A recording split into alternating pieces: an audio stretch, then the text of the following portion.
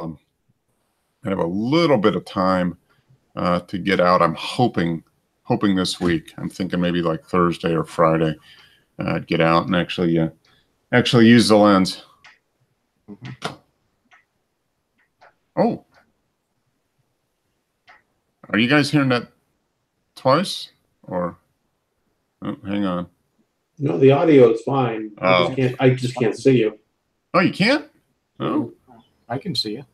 Oh yeah, there's something wrong with my. Which link did you use to? Did you turn your monitor on? Yeah, we can see you.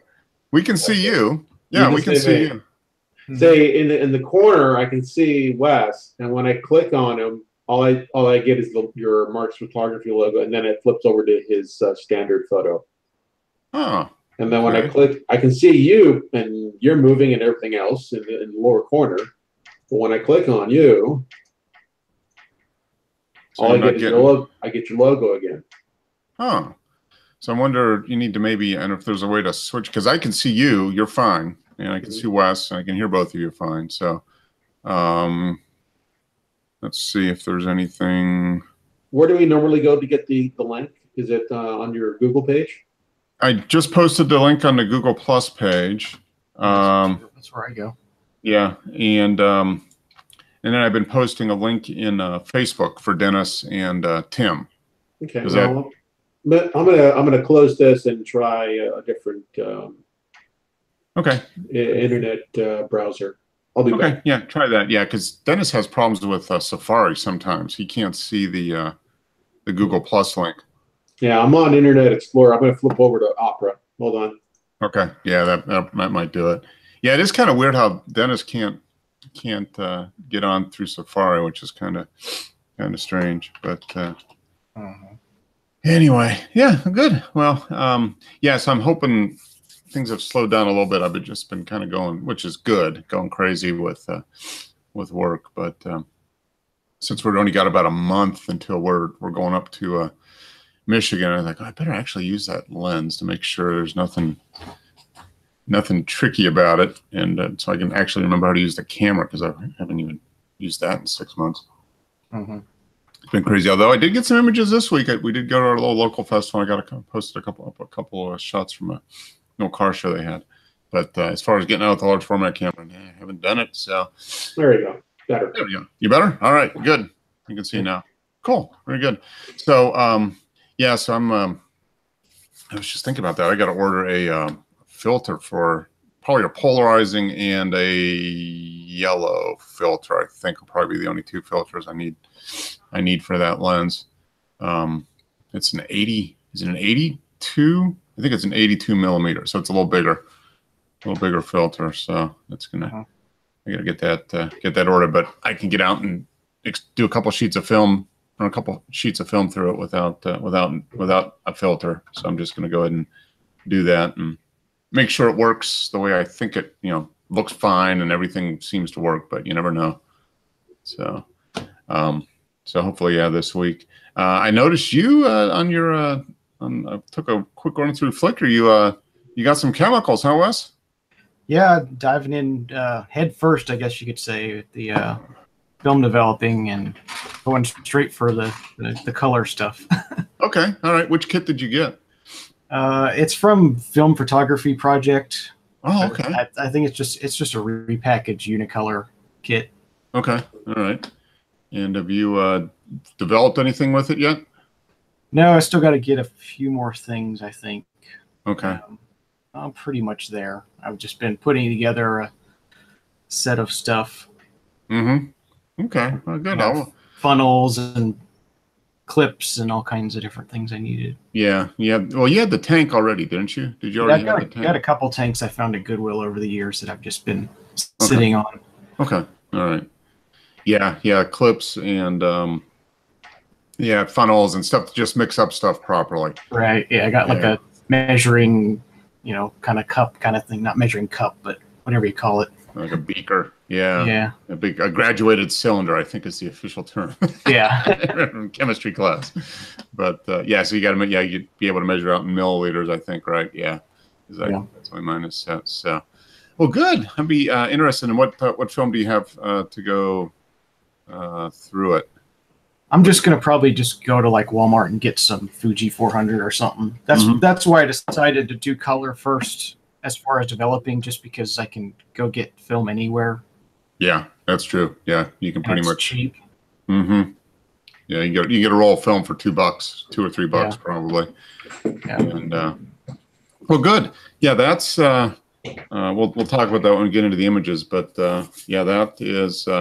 The more and more I talk to Dennis, I think I probably will go ahead and do color, and we'll get the color chemicals because yeah, I think I saw you had it set up. You just used your sous vide. Yeah. Well, I didn't have a sous vide cooker, but now I have one. Okay. Well, you That can was- not only develop film, but you can cook delicious meat products with that. Right. Yeah. I figured I could give it a try.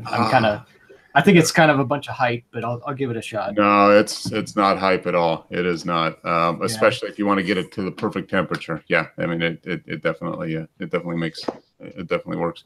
Hey Dennis, how are you? I'm fine, Mark. And you? Excellent.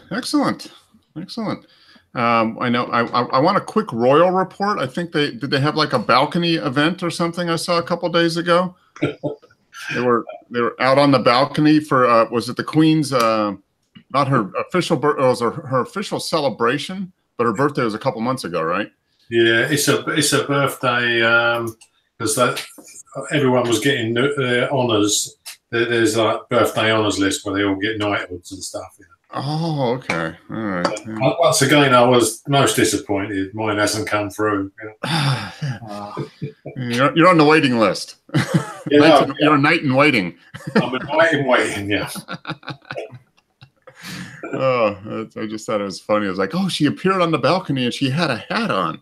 It's like, yeah, that's great. Yeah, terrific.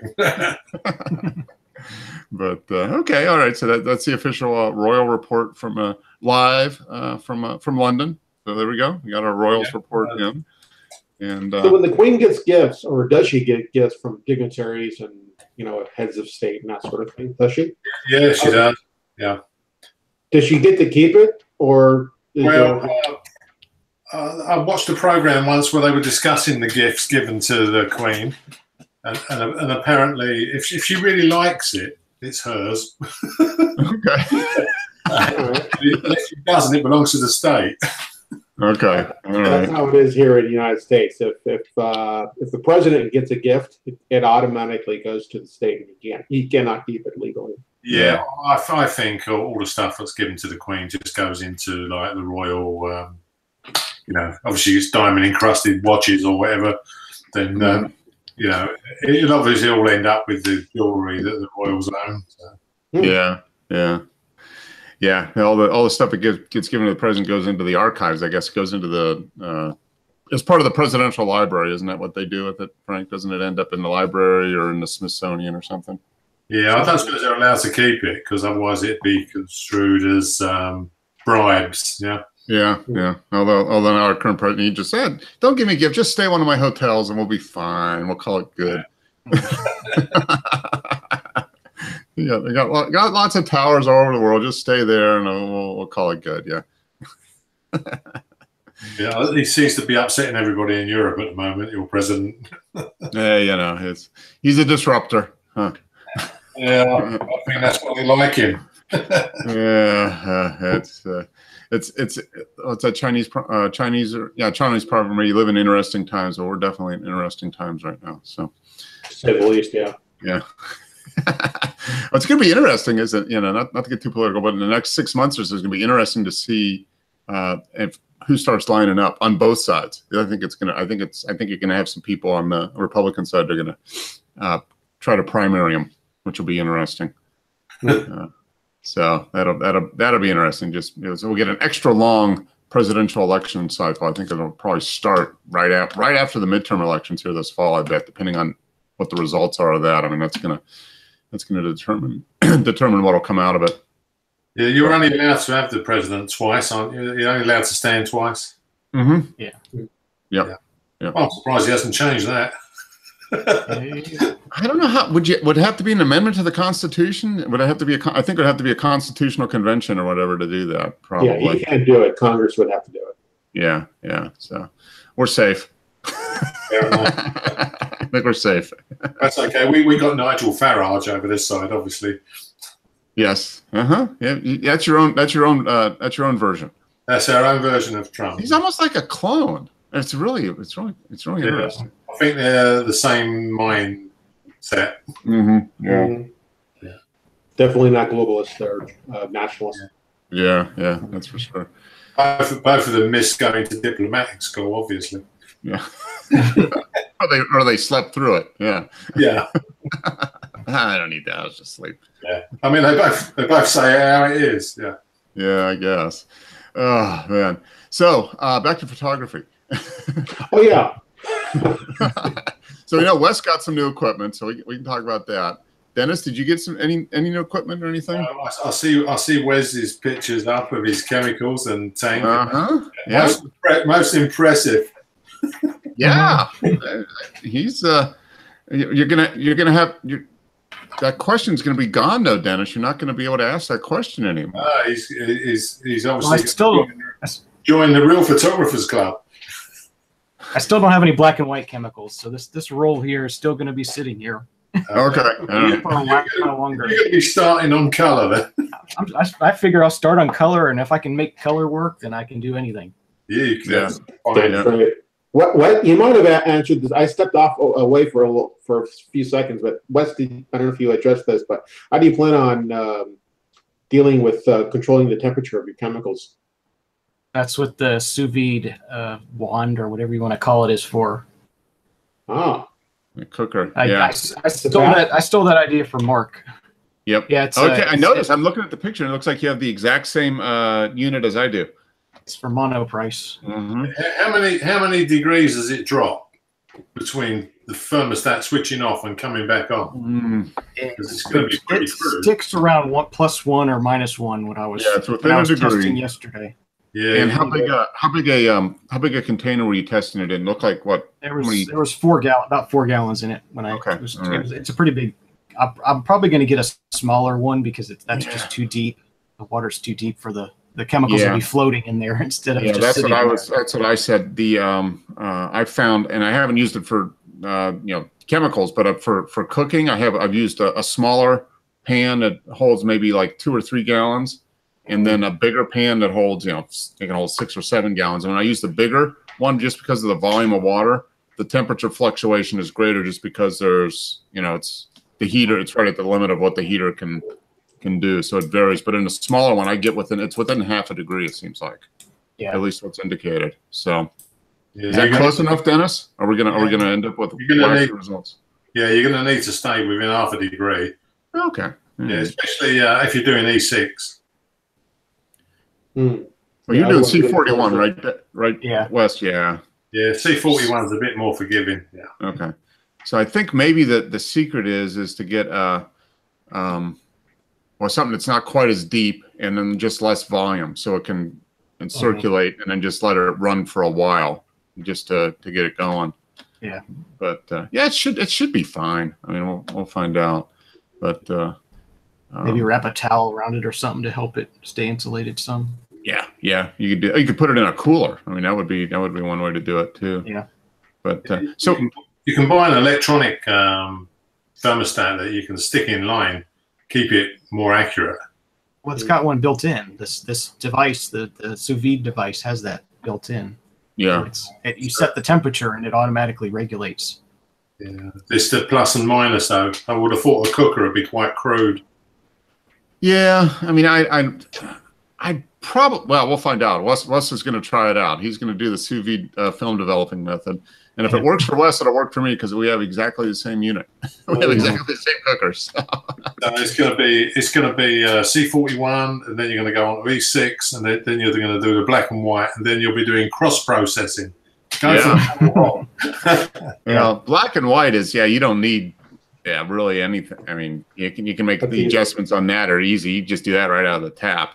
It's just a matter of mixing hot and cold water at the tap, and you're fine. But yeah, it's a color. It's going to be interesting. It's Right. only your first developers. You got to think that's the one you got to keep accurate, the time and temp. After Yeah. that, it's not so important.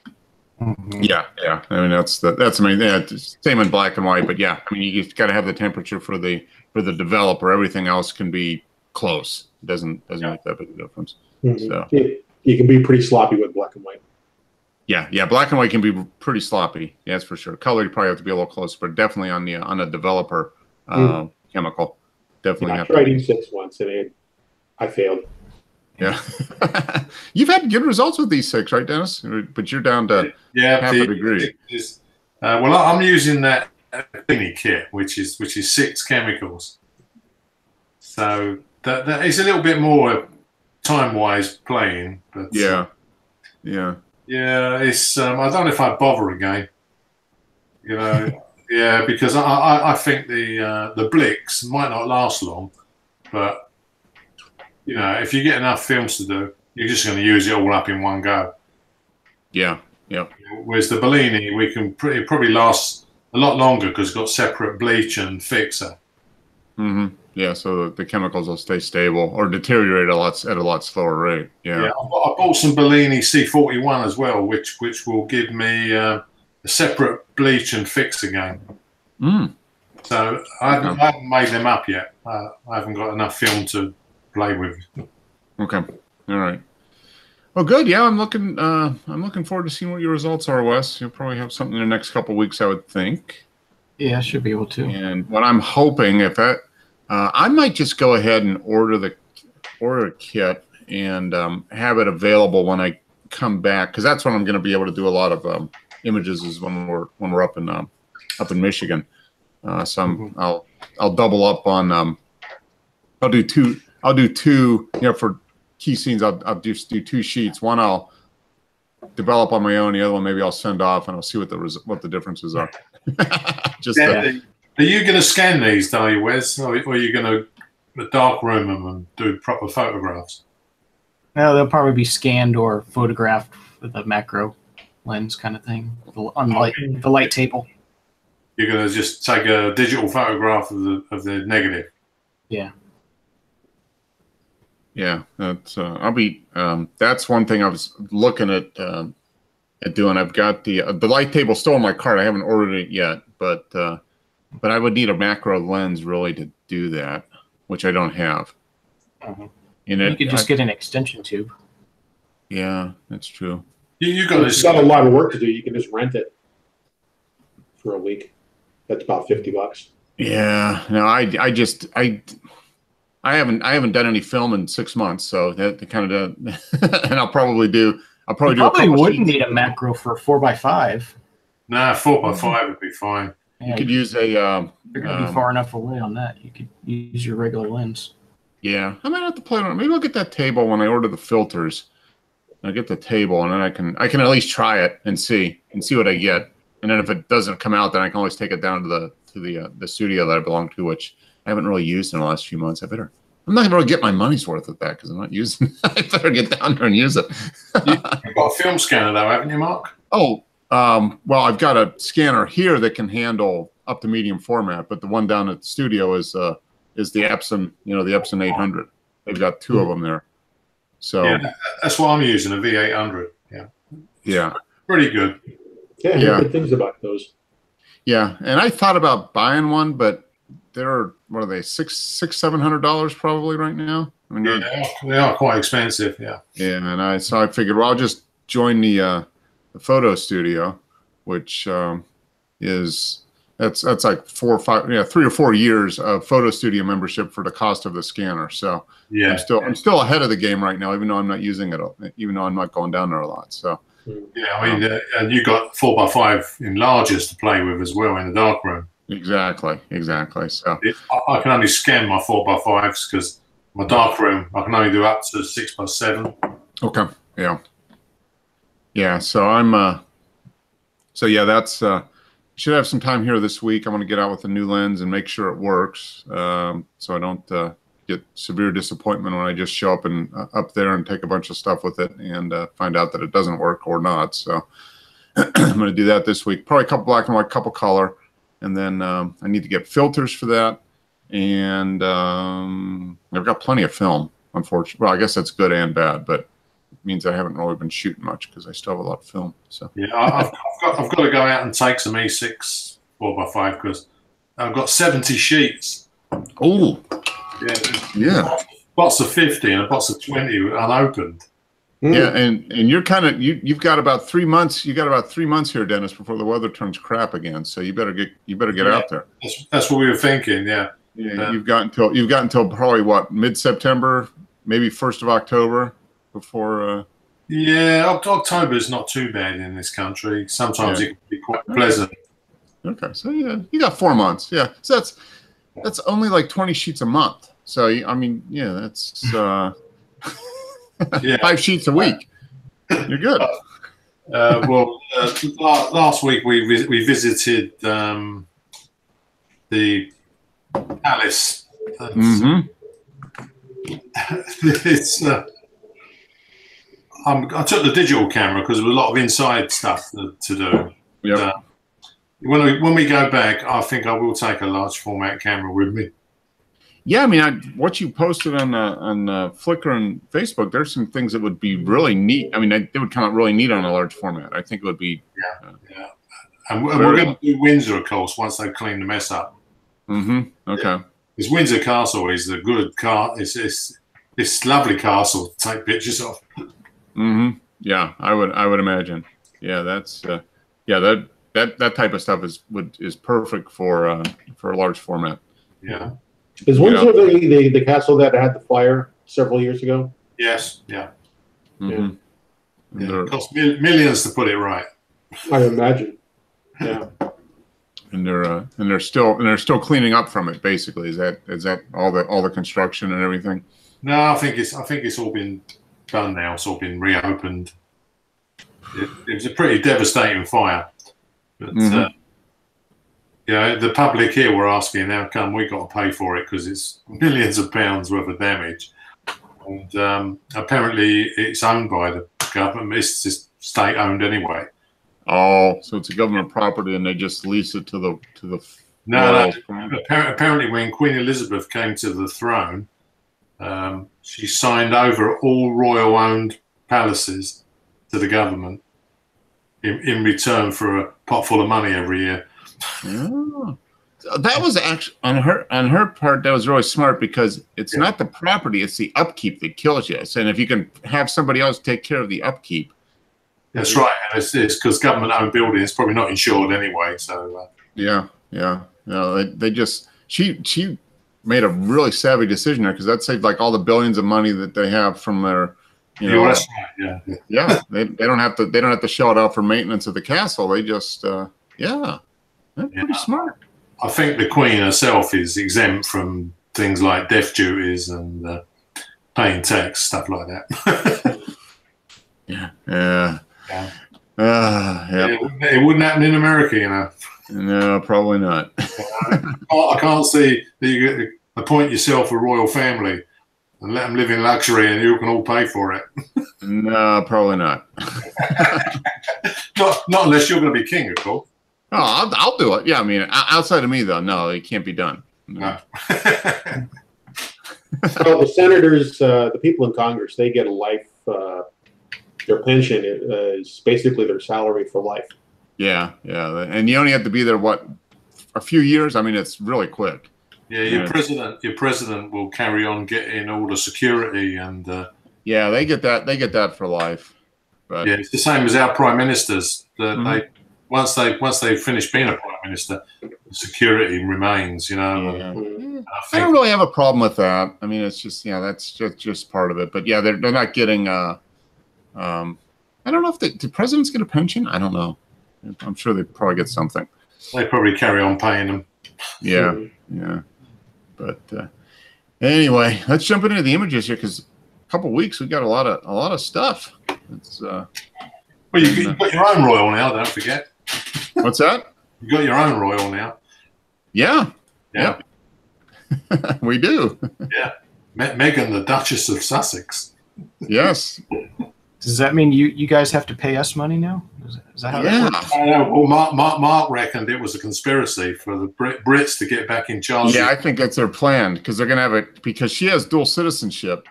And when they have a kid, then the kid will be, and then in like 40 years, it's going to be president.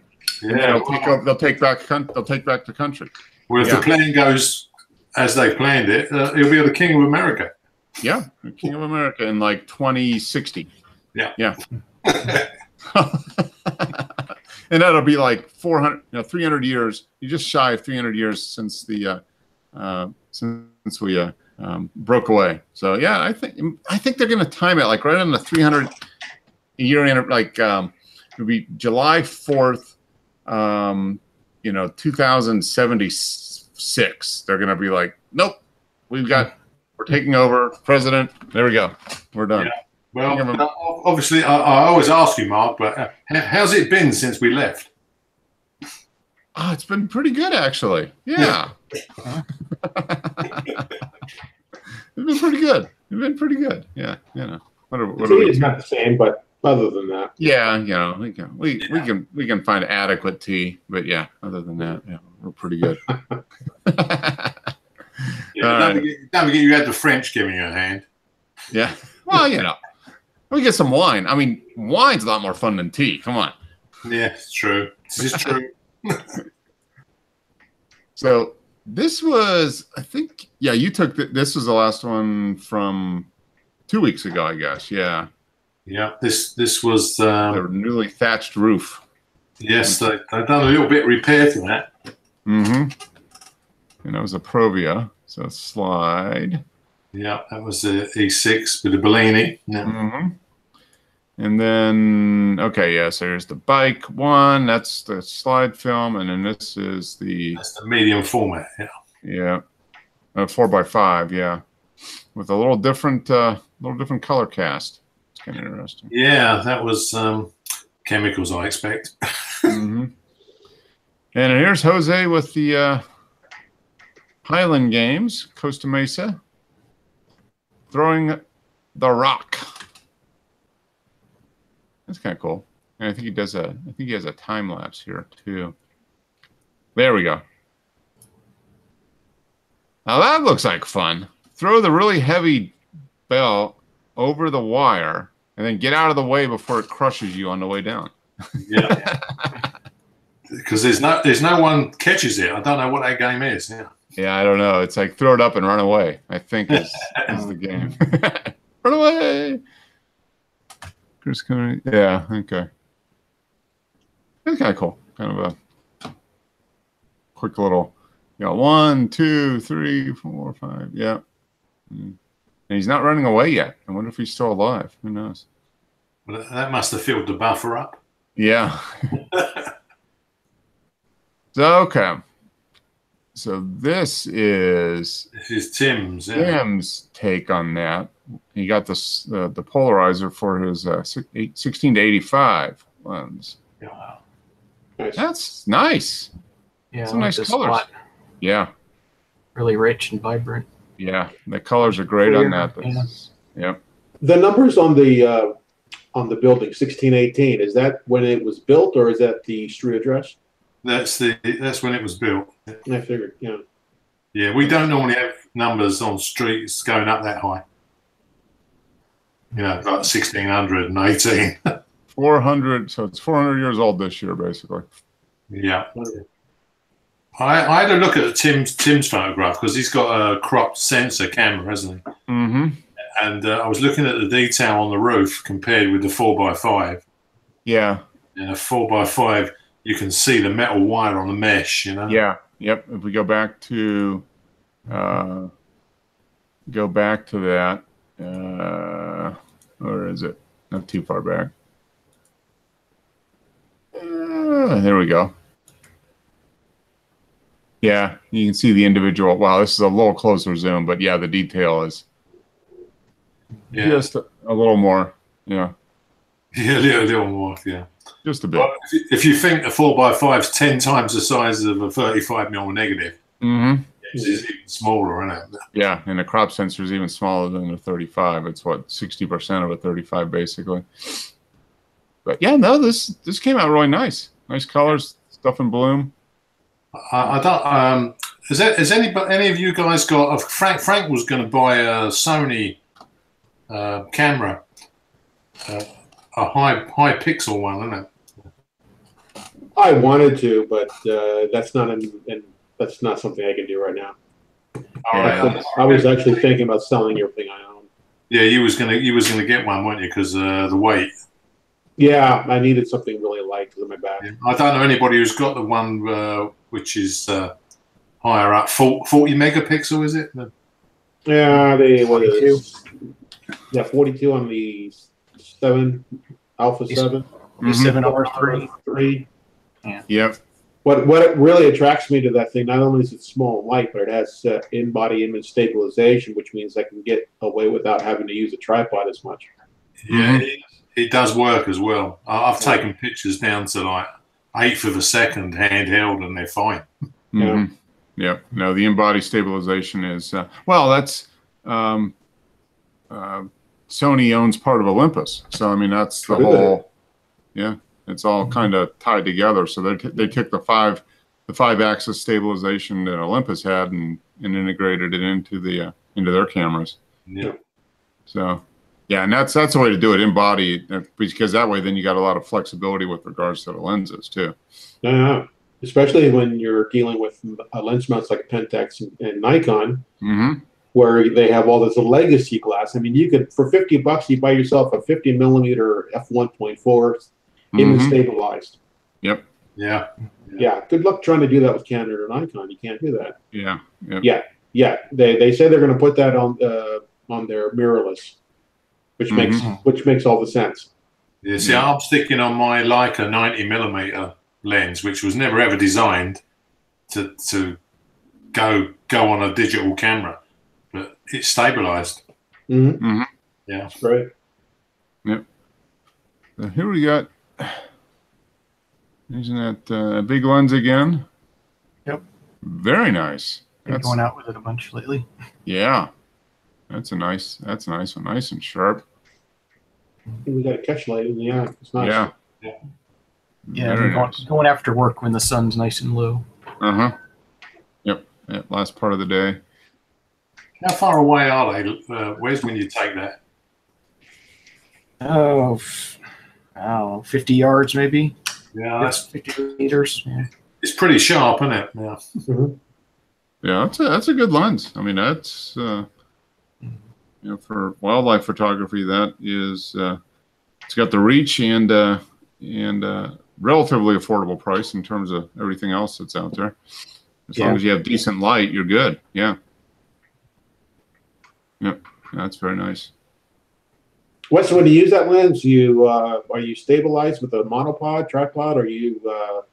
I sometimes bring a monopod, but I find it's more of a hindrance than a help because the lens has image stabilization anyway. I just keep the shutter speeds up to a reasonable level, and it works pretty well.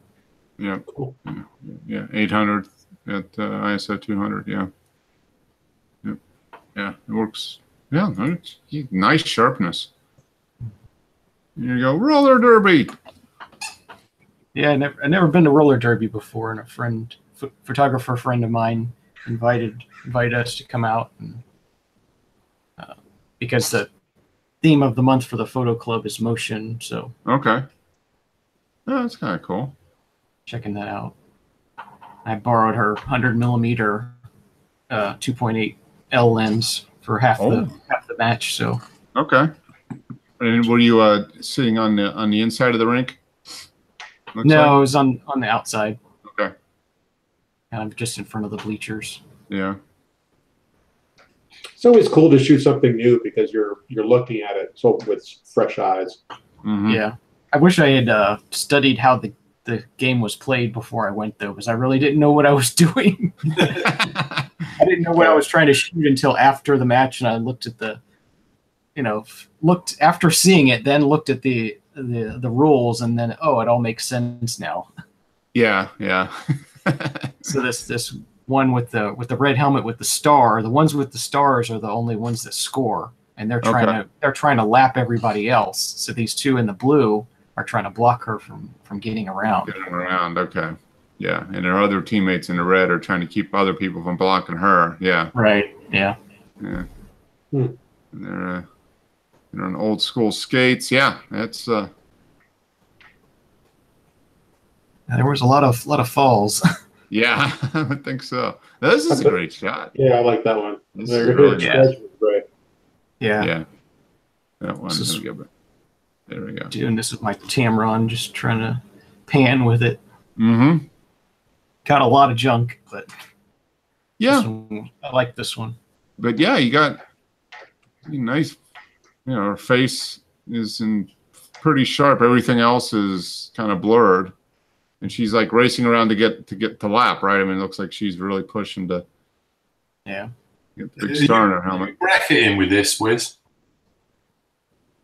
Not Sit- bracketing. To bracket the pictures, or do you just do one at a time? I was shooting bursts. Burst, yeah, yeah. So how many images did you make during this event? Oh, I think around 600. Okay. Yeah. Did you have fun processing them? They're all raw files, were they? Yeah. It's pretty quick in Lightroom. I can just pop through, and anything I see that's blurry, I just put an X on it and delete anything with an X, and then it's pretty simple from there. Yeah, you can whittle it down pretty fast. They're just an initial shot, and then that probably gets rid of 3/4 of them. Yeah. then you're down to 100 maybe, and then you can kind of look at them one by one and pick out the ones that are clearest. Yeah.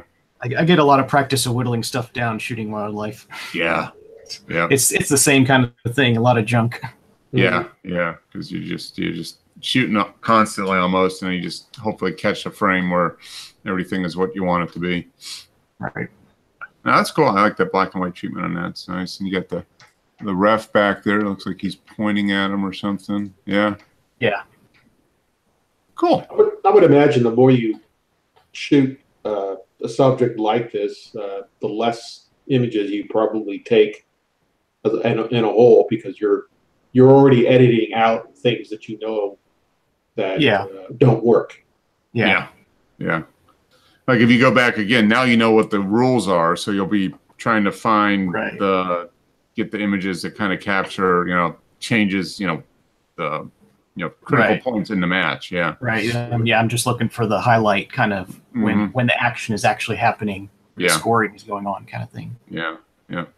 That's kind of cool. It's a neat shot. It's been a boat challenge, I would imagine. It's not like basketball, another indoor sport, but basketball has a ball, and that's where it goes to. That was my challenge. I've shot other sports before, but there's always been a ball, and the ball is where you shoot. Kind of. There's no ball here. Yeah. It's difficult. Yeah, so it's a lot harder to tell the story of what's going on and why this shot is important. Yeah. Well, you're just gonna find yourself hanging out at roller derby matches on weekends here, Wes, and pretty soon you'll become an expert. Yeah. there's another one coming up here in a couple weeks. I may go or not. We'll see. Okay. It's kind of fun. Oh, okay. Nicholas posted an image here. He's I think he's Simi's protege, because he's posting a lot of stuff that looks kind of similar type of stuff to Simi. It's just like Simi visits the city. Yeah, Simi in France. So this is Notre Dame at night, 30 seconds, F-18. And this is kind of cool. He's got this, looks like a mooring connector or something along the river. I'm assuming that's what that is. That's kind of neat. That's kind of the focal point, and then everything else around. Yeah, that's an interesting shot. Very cool. 60. Yep. Ah, here we go. Yes. Maybe Nicholas is Simi's European accountant. He travels to Europe, and he just becomes Nicholas.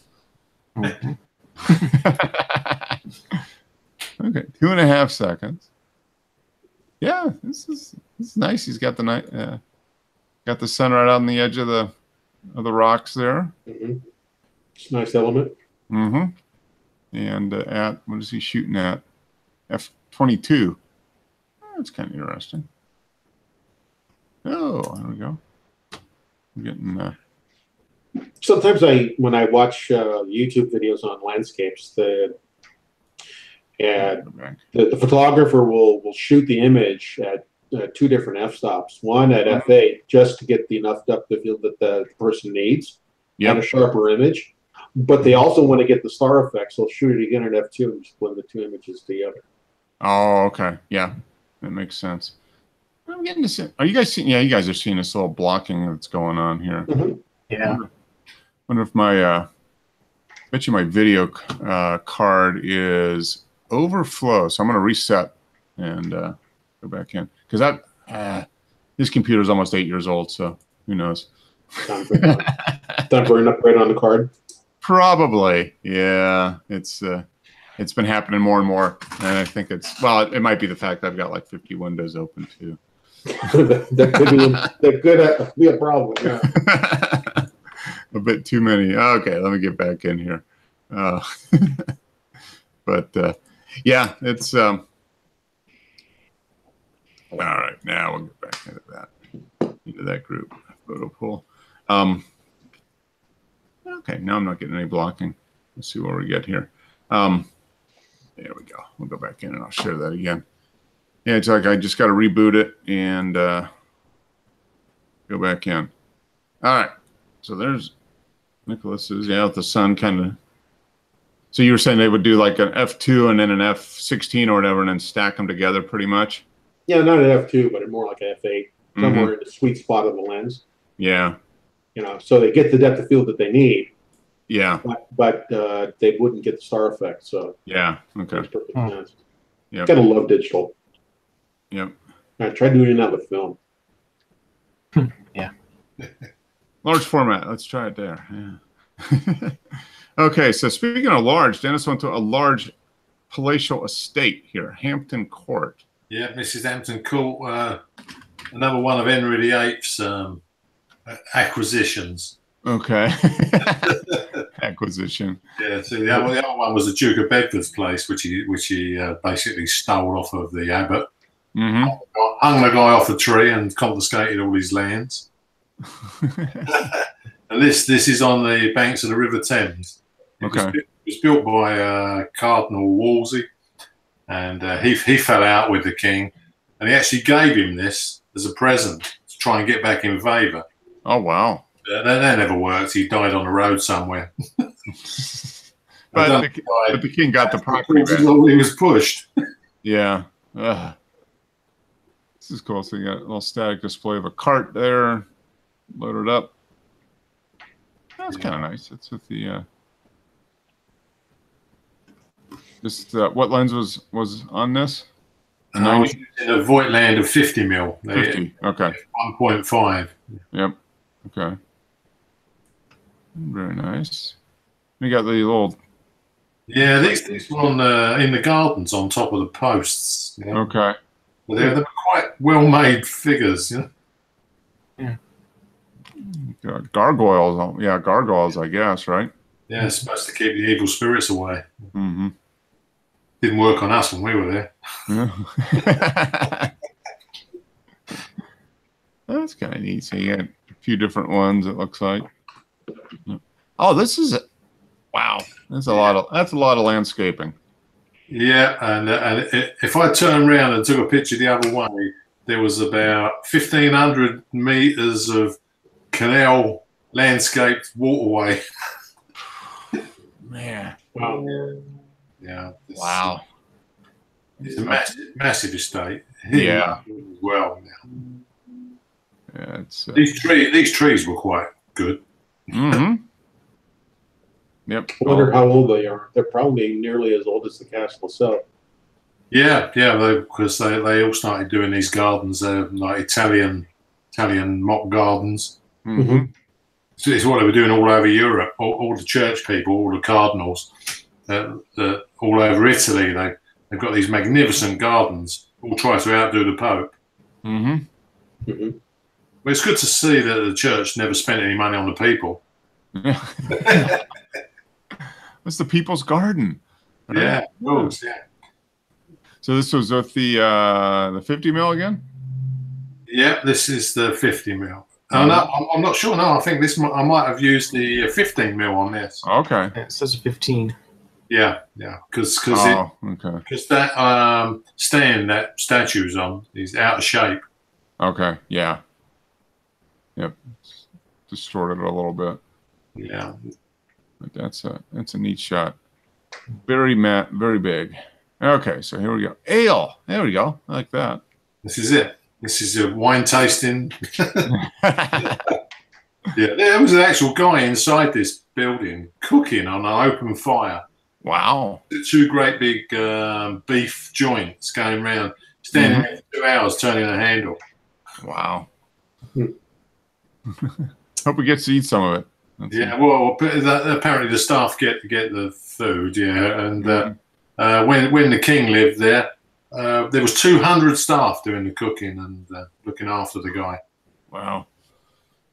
Yeah, different times, that's for sure. Yeah, there's pictures on the wall of all the wives he had. Mm-hmm. 6 wives of Henry VIII, and underneath it's got beheaded, divorced. Pickle Man. And it said, survived. Yeah. So they've done a pretty good job of restoring this. How old are these buildings originally, do you? I've forgotten. I did look it up, but can't remember the exact date. But obviously, if Henry VIII goes back quite a way. Yeah. The daughter of Queen Elizabeth I came after him. Yeah. That was a Spanish Armada. Mm-hmm. So they're going to go back a long way. Yeah. Okay, it's a nice shot of these trees. Yeah.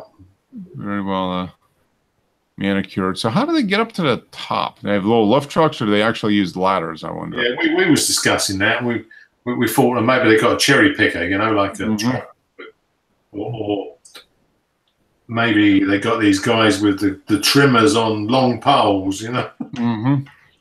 Do you know what kind of trees they are? Yeah, I can't remember. I think it said so they were fig trees or something. Okay. They don't look like a fig tree. No. Oh, figs are awesome. You can smell them a block away. Mm-hmm. Yeah. But there's 2,000 of them apparently planted. Wow. Wow. and they're all shaped, right? Yeah. Well, yeah. That all the way down the canal area, either side, row after row of them were planted in the gardens. Yeah. So they're always cutting them, I guess. Yeah. Well, it's going to be a full-time job for an army of gardeners. Yeah. Yeah, probably 10 or 20 people. Mm-hmm. That's I just trim trees literally all year long. There's also a maze there as well. Okay. Hampton Court Maze is quite famous. We never had time to go in it, so we will go back. Mm-hmm. Yeah, big hedgerow maze. Mm. Yeah. Yes. Yeah. Oh, cool. So Jose's got his infrared. It's A6000 modified for infrared. Huh. Yeah. In the write-up, he some guy asked him about the camera, and he said he had it modified because he bought a new one, Mm-hmm. and he had this modified to just do infrared. Huh. So you basically remove the They take the filter out, don't they? What blocks infrared light? Mm-hmm. Yep. Oh, that's neat. And the textures that come out, and it's just really pretty cool. Some cameras you don't need to remove the filters; you can still do infrared. Mm-hmm. But I'm sure I read that if you want to test your digital camera to take infrared photographs, you get the remote control from the TV, Mm-hmm. push the button in front of the camera, Yeah. and take a picture. And if you get the infrared light Yeah. come up, in the picture, then you don't need to remove the filter. Okay. Yep. I did that with my phone. Oh, Pointed the remote at my phone and actually saw the light on the transmitter on the remote. wow. Okay. Yeah. So then you would just when you're going into Lightroom or whatever, then you would just shift out all the other wavelengths. I mean, Oh, you gotta get a filter. You gotta. You got the red filter, like the super dark red filter or whatever. Yeah. I've got one here. It's called an R72 infrared filter. Okay. So that filter blocks out all the light except for a narrow band of infrared. Yeah, it'll only record infrared. Very cool. Yeah. And here's Nicholas's alter ego, Simi, back along the lighthouses of Connecticut. This is nice. Mm-hmm. Very, very nice. Let's see what the 20 millimeter f1.8 exposure time. I don't see it. They created. That's like probably 200 seconds or something. I see some waves out there. It's probably not too long of a trip. Yeah, it's true. You do see some detail in the water. It's not all turned to the big pillow. How many groups does he put this in? I don't know. 83. 83. Oh, he's getting back to his old ways. Yeah. Very nice. Yeah, that's a nice shot though. Like the clouds, the sun, lighthouse anchored by the brick building there, and the grass. Yeah, that's very nice. Excellent stuff. There's Nicholas. Nicholas hits back with his own lighthouse. Yep. Dueling photographers. Yeah. We got lighthouses as well, you know. This is black and white. So this is 16 to 35 f4, 1.3 seconds f18. Wow, so that's pretty fast. That's pretty fast moving water to get that blurred in one and a half seconds basically. So, and how many is he? 24 groups. He's got up the group submission there to catch up with Simi on that. But yeah, that's nice. The black and white treatment is nice, and like the position of the the lighthouse at the end of the pier, about 2/3 in. Yeah, that's nice. Very nice. I like that. European and okay, so snail kite number 1. Is this the same bird or a different bird? There's no telling. It's a different day. Okay, different day. All right. Yeah. This was that's nice. Yeah, nice background to get the nice. Yeah. He's flying a little lower, so he's up against the grasses. Yeah. Yeah, definitely got better background on this one. Mm-hmm. It's tricky because my camera wants to focus on the background whenever they're down. Yeah. Whenever a brown bird gets in front of some brown tree line, shrubbery, it doesn't want to focus well. Start hunting. Yeah. You got pretty good. That's nice sharpness on the head and the beak and the eyes. Yeah. The talons are. Have you tried this with manual focus? No, thanks. I'll You just do the zone system. You just get it out the figure out the hyperfocal distance, and you have to use one of my 15 mils. Yeah. And it'd be tiny, and then you'd have to crop 98% away to get to see what you saw. We'll have to get the 42 megapixel sensor. Yeah. Mm-hmm. This one got in Explorer though, so that was nice. Yep. You got in Explorer, did it? Well done. Yep. Oh wow, yeah. My first one in 3 years. Wow. Cool. So that's the problem, Wes, because I got 5 in last year, and now I know why I've not got no more put in. Yeah. The little algorithm says, okay, you've been in there too many times, you got to find somebody else. Nice. Yeah. So you took that basically last week. Yeah. That's nice. Cool. I've yet to be an explorer. I've never had anything explored. It's good. It's good. Whereas when you log on and you see suddenly you got hundreds views and well, it starts pinging on my phone and my watch now. Oh, okay. Yep. So I was like, uh-oh. Speaking of hits, here you go.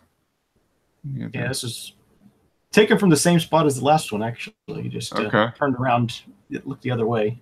And there he was walking across the trail. Yeah.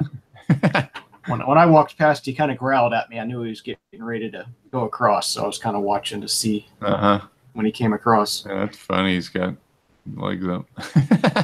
Mm-hmm. That's a nice shot. Mhm. that's only a small one, and it was.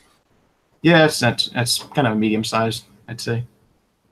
His tail's tails is bigger than the body, longer than the body almost. Yeah. Mm-hmm. You're just taking a stroll. Mm-hmm. Ooh, it's nice from the front.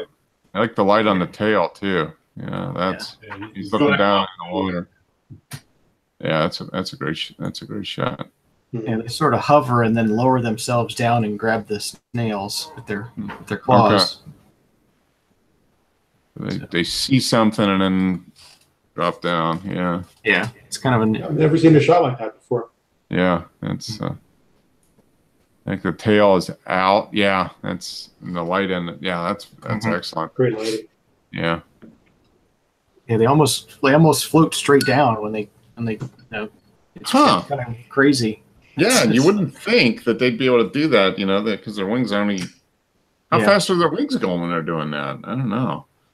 They're it's just holding it out, kind of. Wow. I don't know if there's they're going into the wind or something when they do it. Yeah, maybe that, and they've got enough. Yeah, it's probably facing into the wind, and that just kind of the wind catches them, and then they're able to keep moving into it, and it drops them down. Yeah, that's cool.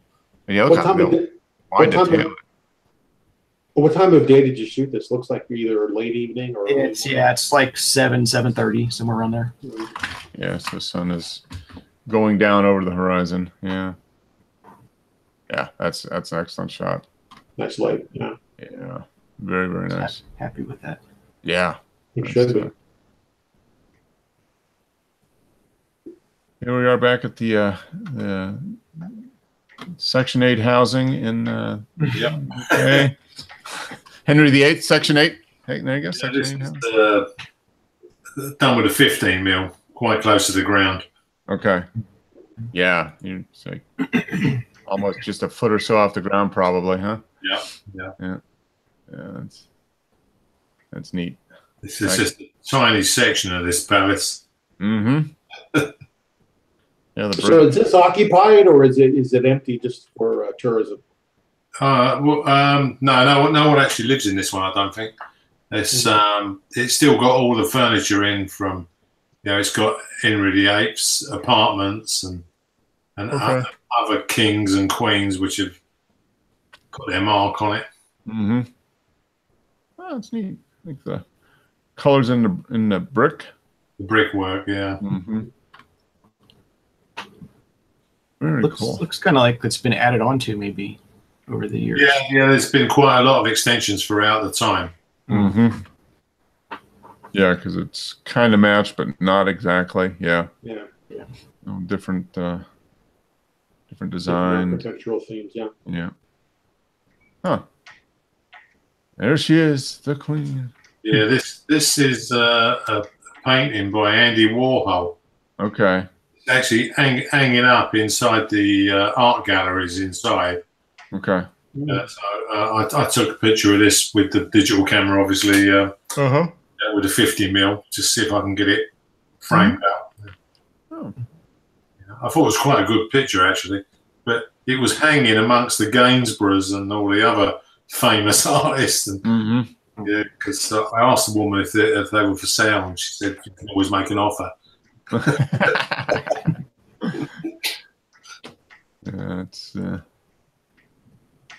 that's definitely Warhol. Yeah. Very cool.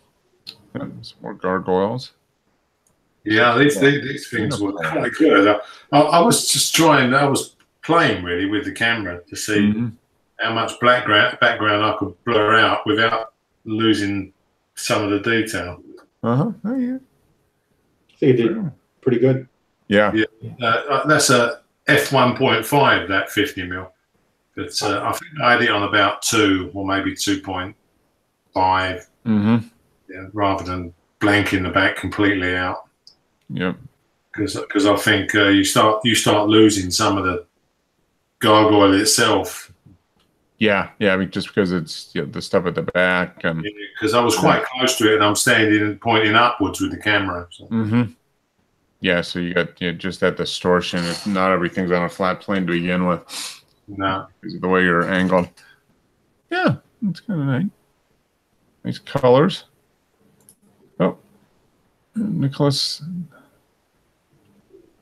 And the dock. Oh, this was taken last year. Now in December. Yeah, very nice. I like that. 1.3 seconds. F18. So 320. Okay. Yeah, I think Nicholas and Simi should get together. Very similar styles. nice selection of fishing boats out there. Oh yeah, another lighthouse. 5 Mile Point Lighthouse after a rain-filled day. Oh, this is nice. I like the clouds on this. Everything's nice and green. That's a bit of an English sky you got there. Yeah, that does. Lots of weather moving through there. But you got the sun and the kind of setting in the background there. Yeah, it's nice. Nice shot. 80. Okay, yeah, 78 groups. Yeah, very nice. Yeah, Simi has been very consistent in getting out. And this is okay, Paris. That's neat. Like that. Is that 30 seconds? Yeah, it's kind of neat. You got pretty much all the red going that way, white on this side, and then a little bit of both in the middle. I'm assuming that's probably train tracks in the middle there. Maybe try to get rid of that street light. Right there. It's kind of distracting. But otherwise, nice. Kind of clone that out, and yeah. But yeah, the pattern there. Everything is nice and crisp on the signs. Yeah. Exposure is fun. Yep. I like how he chose not to wait too late in the day. Yeah. And then end up getting black skies. And here you have this wonderful blue hour that contrasts very nicely with the warm lighting that's in the buildings and the red tail lights. Yeah. Yep. No, it's a good combination of color and the sky. You got a little bit of that same color in the tail lights there, and then the buildings. Yeah, I mean, it's a nice. Yeah, if you would have waited another 10 minutes, it would have been almost totally black, probably. And yeah, it would have been a totally different photo that wouldn't be nearly as compelling as this one. Yeah, it's very nice. Yeah, night photography can be get some great results, but it can be challenging too because you only got to you've only got a little, probably literally a minute or two. I mean, for this, to get the right kind of light. So it's that is cool. And this is the Oh, so he's like down. I would love to see this in black and white. Yeah, this would be a very interesting in black and white. Just because it's so powerful with its horizontal lines, converging lines. Yep. I think that's really what the image is all about is the architecture, and sometimes the color can just get in the way with that. But yeah, it's nice. Yeah, it's good. If you were to convert that, then it would be more on the lines and then just the range of light to dark between them. Well done. Yeah. Very cool. Yeah. Okay. Now we got some more or from the mining heyday of Manhattan, Nevada, with tree in the foreground. Manhattan. They thought they were going to be as big as New York. Yeah, that's an interesting effect you get with the infrared. I think he had a picture maybe a few months ago from the same area. This structure looks similar. I mean, looks familiar. Yeah, it does look familiar to me too. Mm-hmm. There we go. There's Wes's bath. Yep. And it looks like it's going to work well. 4 gallons of tap water. Yep. 800-watt cooker and 4 gallons of water. Yeah, I think you'll. But yeah, I mean, you're not going to need the water to be real deep.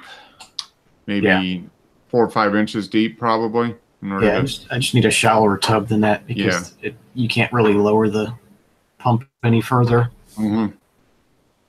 Yeah, you need something that's maybe half as high or something like that. And, that was the bin I bought to store all the chemicals and equipment and stuff. So I just said, well, I'll just put water in this and see what happens, but it's not going to work. Yeah. No, I think you get a little bit less water in there, and then it should be able to keep the temperature fluctuation. Yeah. So that's the heating element, or the water heater on the corner. Yeah. Yep. What's that? I was just saying that's the water heater in the bottom left. Yeah, it's digital readout. Yeah, it's a heater and a pump in one. Wow. Yeah, it's a recirculating blade basically at the bottom, and it just keeps pulling the water through, and that's pretty good. Yeah, now you need to, if you want, Wes, the good thing to try would be just some kind of like a steak or whatever, and then just set it whatever temperature you want, and then you can just leave it there for an hour or two, and then you just hear it. Yeah, and it ends up it's worthwhile. It's definitely worth. Give it a shot. Yeah. Got to fire up the grill. Haven't done that in a while. Okay, so you got data attainers, Unicolor. Okay, so the 3 kit. Yeah, I bought the containers and the powder from. Well, they were having a special free shipping on Memorial Day weekend, so that's what started all of this. Okay, all right. The shipping is usually pretty expensive for this chemical stuff. Mm-hmm. I find, but it was a good deal to get it with free shipping. Yeah. Okay. So is it a 1 liter kit? Yeah, 1 liter kit. Okay. So Developer, Blix, and the stabilizer. Okay. And how many rolls of film will that develop? They say the company Unicolor says 8 rolls. The owner of the store that I bought it from, he's on his 35th roll that he's experimenting with, and the results are still good. Yeah, C41 should last quite a while, and I used the 1 liter kit, and we got over 30 odd films out. Yeah. And it said it does 12. Yeah, if I can get 20 rolls out of it, I'll be happy. Yeah. Mm-hmm. There's not different developers for color like there is black and white. Black and white, you've got just a huge array of different developers to use, but it seems C41 is so specific. Yeah. There aren't any variations. There's not many makes you can use. Like I say, Frank, there's hundreds of black and white mixes. You can make your own up with coffee. Yep. Yeah. C41 is pretty much the chemistry is what the chemistry is, and that's how they got the standardized across the board, so everybody could do it. Yeah. Oh, cool. That'd be interesting. Oh, okay. We've got the train going by there. Okay. Oh, this is kind of cool. I like the color on this. So I wonder, this tree came out red. The other one came out white. So I wonder what the real colors were. I don't know how that converts to infrared. I think it isn't in infrared. You color it yourself. It comes out just like a black and white. Oh, okay. No, he's using a color digital camera to do this, isn't he? Yeah. Yeah, he's using the A6000. Yeah, because when I done the infrared, I was using infrared film, which was a black and white film. Okay. Yeah, I don't know if we can get away with color film because the black and white film was special infrared film. Mm-hmm. Is that still put out by Ilford? Not sure. I think it was Adox we was using. Yeah, I used the Kodak infrared film back in the day when it was still being sold. Yeah, we've got a couple of rolls here somewhere. We're going to get around to it. We've got so many rolls of film here. Yeah. The Grave and the Teddy Bear. Infant grave of Teddy Bear at Good Springs, Nevada Cemetery. Huh. This is infrared? Yeah. Almost. Guessing it must be. Yep. Yeah, it's kind of a Creepy looking. Yeah, it is kind of. Yeah, it is kind of creepy, isn't it? Yeah. I love how those skies just get jet black. Yeah. Yeah. Little cemeteries. Yeah, it's. Yeah, it looks like Nevada. Not many trees out there. Wow. And that's recording wavelengths that you can't see. Mm-hmm. So, yeah. Is there anything where we could see into the next dimension? Yeah.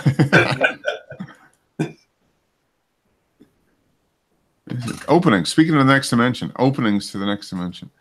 NASA's working on stuff like that where they're taking pictures with a variety of different sensors that see different wavelengths. Mm-hmm. Yep.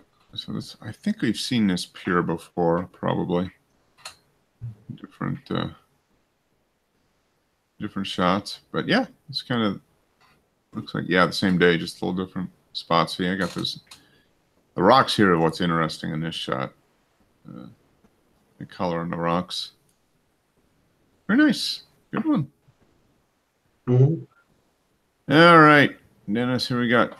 Yeah, I was just playing with the 90mm with that Voigtlander close focus at that time. Yep. Just done see how close I really could get. This was about. You got some some nice some little spider webs or whatever in there, just kind of hanging.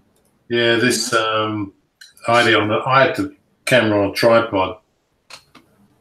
So and I couldn't get any closer. I think that was a minimum focus. Mm-hmm. Yeah, even with the Voigtlander helical thing turned out as far as it could go. Okay. Yeah. Yeah, pretty nice. Nice colors, textures, nice. Nice detail in there. Yeah. Blurred the background out, all right. Mm-hmm. Yeah. A little bit. Oh, I like this. This one's nice. I like the position of the flower on the frame on this one. That's very nice. A nice detail on that. Yeah. Yeah. Wow. Very nice. Again with the Voigtlander.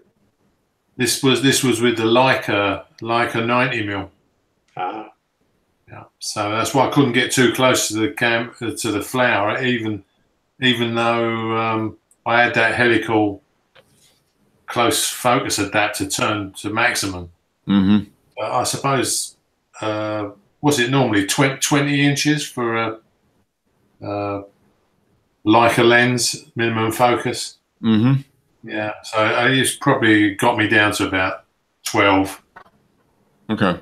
Yeah, cut the distance quite a bit, but yeah, still not quite as close as you would want, maybe. Rangefinder lenses, you were never designed to go that close. Yeah, that's true. But that helical does work well, I think. Mm-hmm. Well, if you can reduce the minimum focus distance by that much, I mean, that's pretty. Yeah, that's pretty. It's not a macro lens; it's just a 90mm portrait lens. Yep. Yeah, very nice. I like the nice black background there. Really brings out the. Yeah, I dropped I dropped the shadows and things because I needed to get rid of the background. Mm-hmm. Yep. Oh, it came out nice. Yeah, people talk about the Leica lenses, about their look is so unique to only Leica. Mm-hmm. Yeah. Do you find that to be true? Yeah, I'd say that taking pictures with the 90mm without any filters or any fancy helical things, it renders the color a lot different from the Voigtlanders. Yeah, and even the Bronica. There's something about the Leica. I've only got the one Leica lens, which is the 90mm, but it does render the colors totally different from Voigtlander and Zeiss. I've got a Zeiss on the film camera. Okay. Yeah. But the colors, I don't know. There's something about the colors on the Leica, which is very nice. Mm-hmm. Yeah. Well, they the way they do the coatings or whatever they do, it's just a little, you know. But that 90mm lens I'm using is like £1,600. Mm-hmm. I didn't pay that, of course. Yeah. That's just an eBay bargain again. Yep. But yeah, I don't think I would pay that kind of money for a lens. Yeah, that's a lot of money. Yeah, that's definitely the case. We're buying used second or third or fourth hand even is we can get a good lens for quite a bit less. Yeah, well, it's the only Leica lens I've got. Mm-hmm. It was such a good deal. I just got it anyway. So Right. Yeah. Yep. So we did. We went to our little community festival yesterday, and they had a small little car show. And I hadn't seen this one there in a while. It's old. There's a whole group of collectors, and they collect fire engines. So this guy had this, and this was originally in New York Fire Department, and then North Lawrence Volunteer Fire Department. So it served from 1982 to 2010. So that's some good use of it. Yeah, 28 years. So yeah, it's kind of cool. Neat. This was taken with my old PowerShot S95, which has got to be 9 years old at this point, probably. It still takes pretty good, but the you adjust the knob on the top where you adjust the function, you know, whether it's aperture or shutter or video or whatever, is you turn it and the connection must be bad because it flips around. So you really have to kind of fiddle with it for it to stick on something. Mm-hmm. I think the the switch or whatever inside is wearing out or something. But when you get to stay where you want it to stay, it takes pretty good shots. I hadn't used the camera in about a year or two, so it was nice. It's really portable, so it's easy to carry around, and shoots in RAW. Good. Yeah, nice little one. And there's I think this is a 59 Vet 400. It's kind of a fun little shot. Yeah, I love that era of the Vets. Mm-hmm. Yeah, this car. I've seen this car around here multiple times, and it's a good shape. The guy takes good care of it, but he still drives it a fair amount too. So it's not a garage queen. He does actually drive it, and fun little car. But this was, I'll show you this. This one was, I thought, the most interesting car there. This is a 1962 Beetle that the guy had turned into a rally car. So not a speed rally, but a time and distance and accuracy. So he's taken this all over the country. You know, rallies that go from like Miami to LA and that type of thing, and it's all about getting where you're supposed to be in a certain time and being at a certain spot at a certain time. So it's all about calibrating your odometer and your speedometer. And how do these Volkswagens get on in America with the hot weather? He said, no, this one doesn't have air conditioning, so from the driver's standpoint, not too good in hot weather. But from the reliability, he says he's never had an issue going across, like the Southwest in the summer over 100 degrees. Because they're air cooled, aren't they? Yeah, they're air cooled. Yep, and he's never had an issue. Yeah, I read somewhere here that Volkswagens were the biggest motorway seizures engine seizures, and that's in this country. And I thought that'd be worse in America. Yeah, well, he hasn't had any issue with it. You know, I've probably got all of what, maybe 35, 38 horsepower. I mean, something like that. 38 horsepower. They're not generating that much heat. Yeah, he said the top speed is probably 60 for this. With the tailwind. Yeah. Yeah, But, your motorways are a lower speed, aren't they? Well, he can get on the interstate and go, 70 or 80 if you could go that fast. But for these types of races, they pretty much stay on the state highways, county roads, and really they have a set top speed of these things of 45, so they can't go over 45 anyway. So it's not going to seize up then. Yeah, yeah. But really the only modification is this thing, which is a calibrated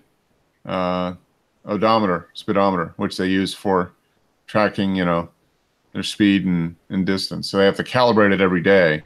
Wow. And then they off they go. Whatever, probably a 3-speed, I would think. I think it's a 3-speed. So that's kind of cool. I hadn't seen this car around before, but the guy lives in the area, and he's that's his hobby, is doing these rallies, these long distance car rallies. So that was kind of cool.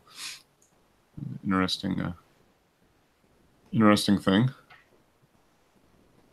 That's nice. Yeah, this is the 16 millimeter. So nice wide angle. Foliage in magenta. Yeah, that's the color of the sky, and then the color of the plants. Mm-hmm. Yeah, that's a great contrast. My only gripe with this image is the little blob in the left-hand corner. Yeah, this little lens flare. Yeah. Got some lens flare there. Yeah. That would be, that'd be easy to take out. Yeah. Pulling that out in about 5 seconds. It'll take you longer to fire up Photoshop than it would take you to. Yeah. Simi would have turned that into the moon, obviously. Yeah. And put There you go. starburst pattern around it. Put a lighthouse over here. I think you need a lighthouse here. And water. Fill in the water here with the waves. Yeah.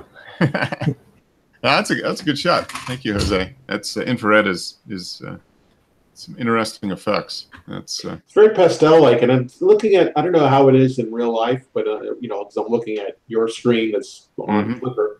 So there's a lot of things that are going on, but the detail seems to be kind of lost with this process. It's kind of clumpy in its overall look. You don't get any sharp pictures in infrared, I don't think. No. Yeah, and it might be just a factor of what the light that you're capturing. Yeah, because it is not super. And maybe this is the plant. I mean, real fluffy leaves or whatever. But don't forget, Frank, you're only recording the heat given off by the photo. Yeah, sure. Not the foliage itself. Yeah, just the heat that's coming off. So, and it's coming off in waves. Yeah, so it probably does affect the overall sharpness of the image. I don't think it's a disadvantage to this to the process. I just think just as long as you're aware of how it works and you're careful with your composition and your choice of subject matter. Oh yeah, no, it gives some very pleasing images. Yeah, but it's not going to be maybe it's just you're never going to really get tack sharp type stuff. But that's okay, because you're not really doing it for that. You're doing it for the colors and just the otherworldly kind of result that you end up getting. Sure. So, I'd love to see what it looks like if you used a box camera, pinhole. Mm-hmm. He's a brave guy having the filter stack taken up the camera, because it's wrecked now. You can't do anything else but take infrared. Yeah, that's true. Yeah. It's a dedicated piece of machinery now. Yeah, which is a bit extravagant if you turn your Leica into an infrared camera. Yeah, this is now, 6,000. These are natural colors, or these are colors that are added in post? I think it's added in post. Yeah, I should think it's added color. Saturation's been turned up. Yeah. Someone in my photo club did a demonstration at one of the meetings, and he said it's post process where you get the colors. Okay. You can modify the colors. Yeah. I've only ever done black and white, and that is just like green foliage comes out as just white, and the sky comes out black. You know? Yeah. Right. Yeah. It's I did a shot once with black and white infrared of hot air balloons being launched. Ooh.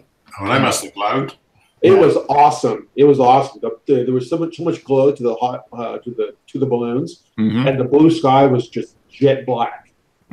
It was really cool. Yeah. That would be an interesting contrast. Yeah, because you got these balloons that are giving off, hundreds of thousands of BTUs of energy going off to keep them in the air. Yeah. So, and then the sky, blue, like you said, comes out black. That would be an interesting. I'll have to try and take a picture of the car engine after you come off the motorway. Yeah.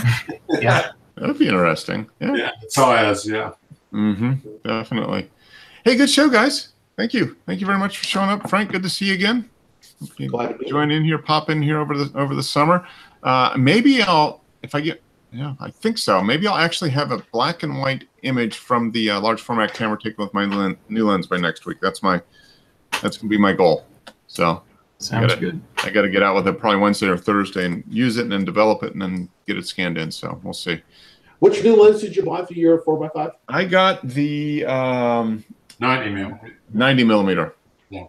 So I had a 135, which is the one I got last year when I got the camera, and then I got the 90. So that'll give me basically the equivalent of a 30 millimeter. Yeah.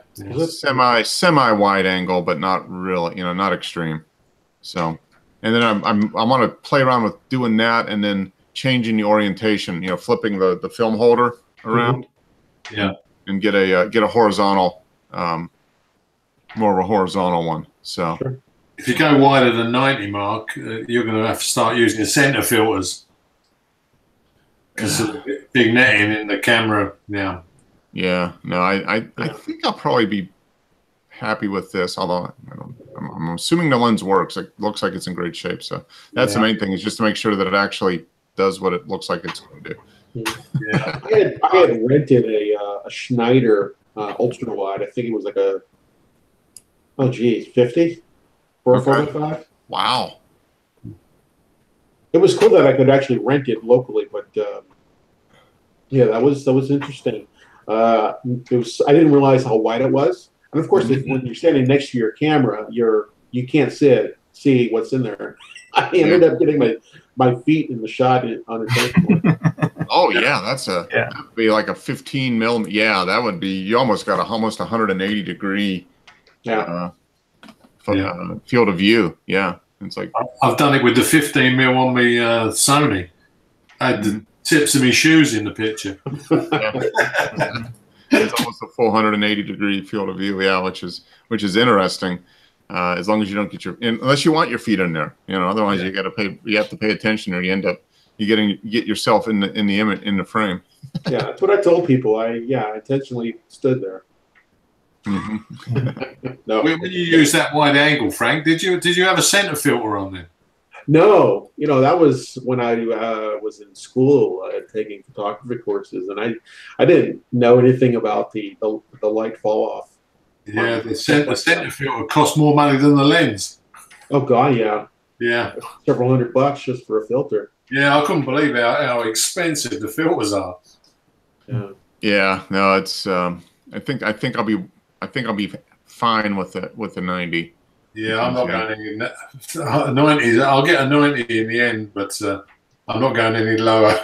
Yeah, I think the only one, if I get another lens, maybe next year, would be maybe like a 200 or maybe 210. I think seems to be the next common. So it's like a 75 or something like that. I've got a 210, the Rodenstock. Yeah, and that's a lovely lens. Really is. Yeah. Rodenstock is good stuff. Yeah, and it seems to be decently priced too. I mean, so not especially now when hardly anybody uses it, you can get them really cheap. Yeah. It's quite good. It's 5.6, so obviously focusing is okay. Yeah. Yeah. Yep.